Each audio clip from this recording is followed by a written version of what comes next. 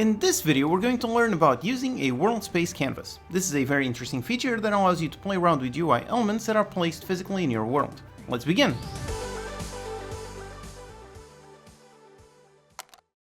Okay, so this is going to be a really quick video since it's such a simple thing, but still I wanted to make a video just in case you're not familiar with it. Now, this is the way that you can use the extremely powerful UI elements and position them in your world.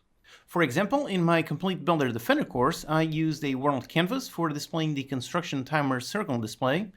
Just a very simple rotating effect that would be very tricky to do with normal sprite renders, but is very easy with a world canvas. Check out the complete course linked in the description if you want to learn more. Now, let's say you're working on some sort of RTS, so you have a whole bunch of units, and you want to make a health bar on top of each unit. Now, the first approach is you can make a health bar using sprite renders. In fact, I already covered how to do that in several videos.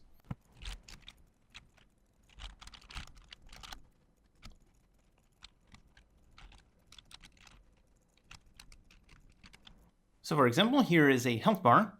So we have a container game object, then inside a border, which is just a black sprite. Then inside we have a container for the actual bar, and it's set up in such a way so that I can modify the scale of this object and moves from left to right. And then inside I have the actual bar sprite visual. Alright, so like this it works, but you can see it's pretty complex to make just a normal bar. So let's see how we can make a simple health bar just in the UI. So let's open up the UI, go into the canvas, and here it's really very simple. You just go add a UI image, and there you go, tint it in red, give it a certain sprite. And now here the UI image has this really nice image type, so let's set it to filled.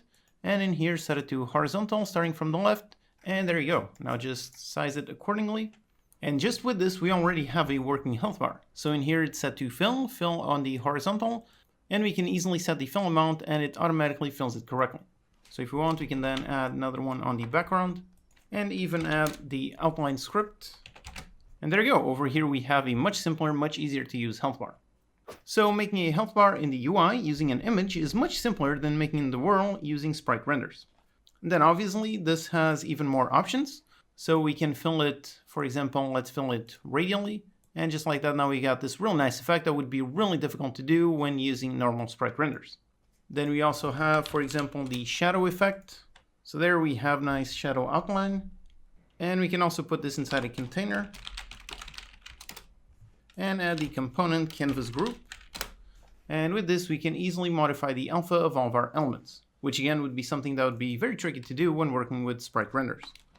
Alright, so as you can see, the UI has tons of really useful features. And when you think about all of these UI elements in the canvas, you might think that they can only be used for the UI, but that's where a world canvas comes in. Now if we select the canvas, over here we have the canvas script, and we have a render mode. And right now it's set to screen space overlay, which is the default one. However, we can select the other ones. We can select screen space camera, which makes it so that the UI is visible by a specific camera. And lastly, we have world space, which will make this a world canvas. So if we select it, and now we go into the game view, and right away we don't see anything.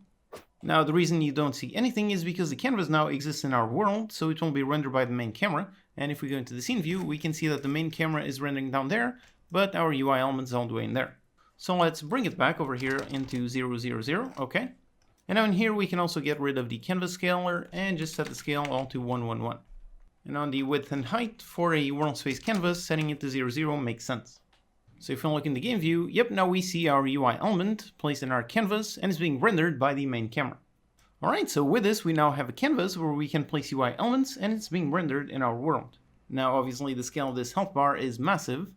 That is because the screen space overlay takes essentially a screen size for all the objects, but in the world the units that we're using are much smaller. So let's just resize all of these.